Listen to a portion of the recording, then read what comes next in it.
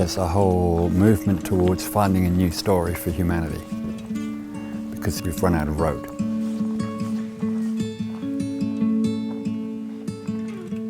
You start with gratitude, then you open to the pain of the world, then you see the world with new eyes, and then it's going forth into action. But look at that.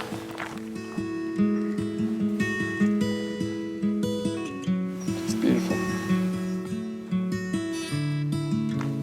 We're so trained that we're not part of this and we're alien from it and it's alien to us. And so the background kind of rest state that you don't have to think about as you go out here and are already clicking away is be very afraid. The first time I came to Canada, I was terrified of bears. I know they're hunters, but they're not out there now thinking, right, where am I going to find a juicy 58.5-year-old bloke with a few extra pounds just to set me up for winter. I hope. But you know what I mean? Yeah. So the qualitative experience we're taking out into this kind of environment is one of, I shouldn't be here. It's going to cause me trouble and pain and distress. And I'm actually in danger, so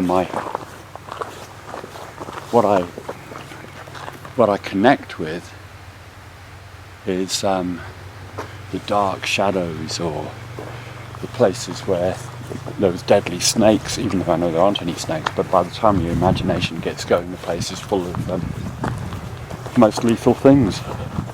So it becomes a fear-based, detached experience. Well, it's what it then feeds. It feeds the system, because we're part of it, and so our emotional reality is shaping our experience of physical reality and vice versa. So if I imbue the physical reality with everything that is terrifying and out of my nightmares, then my emotional reality is going to be fear-based, which is going to shape what I look for in the environment. So my anxiety level just goes up and up and up, and the most natural thing to do is to distance myself and detach myself. But that's humanly painful because we're not possible to do that. Then I'll put my natural environment onto a screen and I'll just have this profound sense of longing. Right, yeah, so there's sort of base dissatisfaction and lack of contentment. Yeah, and then someone very conveniently will come along and say, well, get a bigger screen. It's only $2,499 if you buy it now. Obviously in 12 months' time it'll be half that, but you want to be one of the first. Because it's important to be first. And all that stuff. And then my 27-inch screen gets passed down to the kids who are extremely excited and feel they have a kind of adult thing, and then they're being trained into the same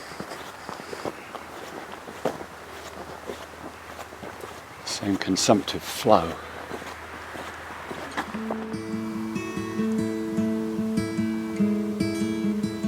People are more stressed than ever.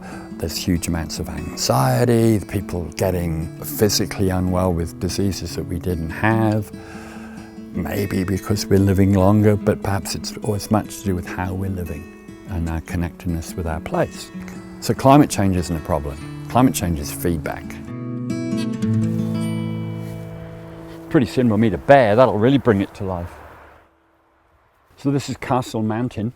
It's in Alberta in the Rocky Mountains, and it's a really important place for me in bringing everything together.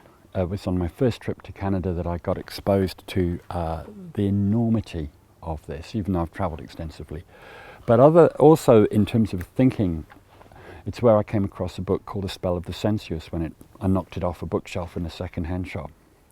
And that's about phenomenology and about our relationship with place as a two-way reciprocal exchange. But another really important book in terms of bringing my thinking together is Radical Eco-Psychology by Andy Fisher, who's from Ontario. And radical eco-psychology challenges conventional psychology, which is why it's radical.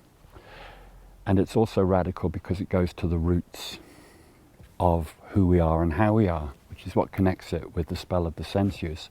And it's radical because it challenges conventional psychological thinking, which generally holds us to be separate from our environment, and we're not. In fact, our relationship with it is alive all the time and shaping who we are, and how we feel. And likewise, who we are, and how we feel shapes what we do out there and what we do in this environment and how it affects it.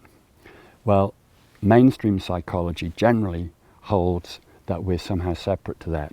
How often does your psychologist or your therapist really have a conversation with you about your day-to-day relationship with the woods, with the mountains, with the air you breathe? There's the lithosphere is the rock, the biosphere is the living things, the hydrosphere is the water, the atmosphere is the air, and the psychosphere is what human beings bring to this.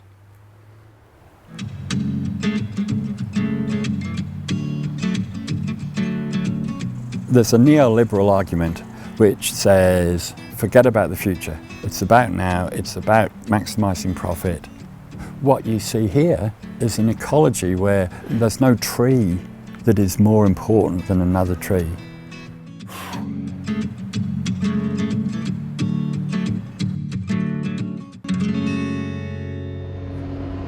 And here it comes.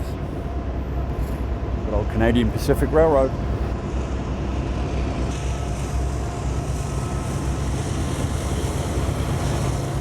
We can carry on and destroy ourselves. It doesn't really matter if we do, because evolution is going to carry on, and we'll probably spend a few million years and come up with some other self-reflective piece. But we have the opportunity to own that position which evolution is offering us as being an integral part of the whole system. I guess that's all oil. There's plenty of it.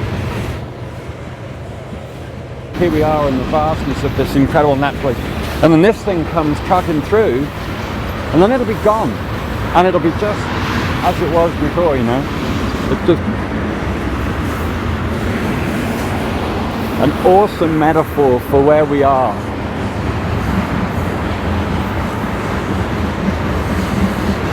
And there's so much energy of all kinds, and technology and thinking and creativity and relationship building and angst and kindness and care and anger and everything gone into making this happen. And it completely disregards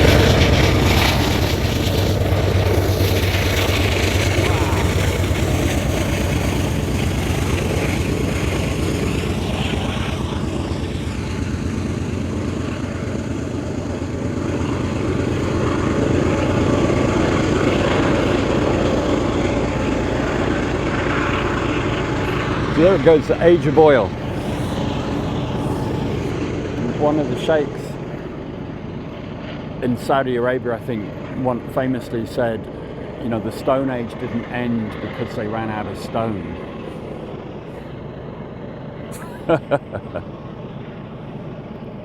And then look at it, the irony of this is, you know, we're standing here and that's gone through, and how much power is generated just here in this river cruising along, and how much energy is falling on this piece of land, every square foot of it, from the sun all the time. It's practically limitless.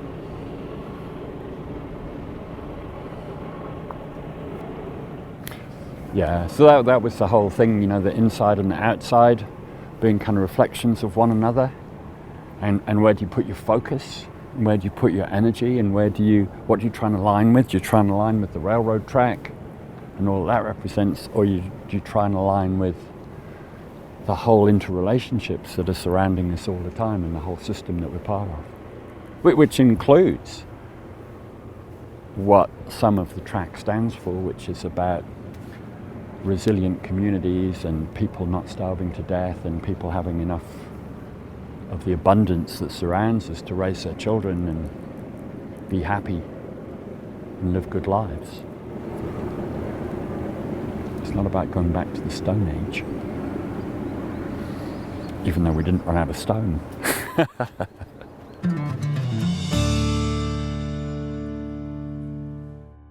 What's a metaphor to one level seems to become a kind of way of seeing and a reality to the next level of consciousness. And I think where we're at is on this cusp of a whole new kind of consciousness, which includes all of this as part of our consciousness, as opposed to something that we bring our consciousness to and look at. It's a way of understanding and experiencing being here as part of being able to connect with our feeling and experience of being on purpose, and our purpose. Purposeful. I think the most exciting proposition around at the moment is that we can become a conscious part of evolution. Yeah. So that's what so many really amazing people's work, and in a small way what I'm trying to do, is about how can we give ourselves permission. I know the answer to this in a way, but I mean, how can we'll give ourselves permission to get in touch with the quality of peace and tranquility and beauty and all of that in a place like this, understandably so, and we'll pay no attention or very little attention to that in the place where we live. So we spend the whole time racing around, going crazy, and not connect to the beauty.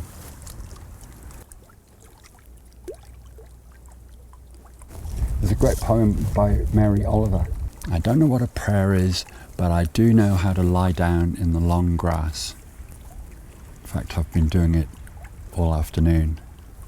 And she just describes that moment, and then at the end it says, "Tell me, what will you do with your one brief, precious life?" It's a good question.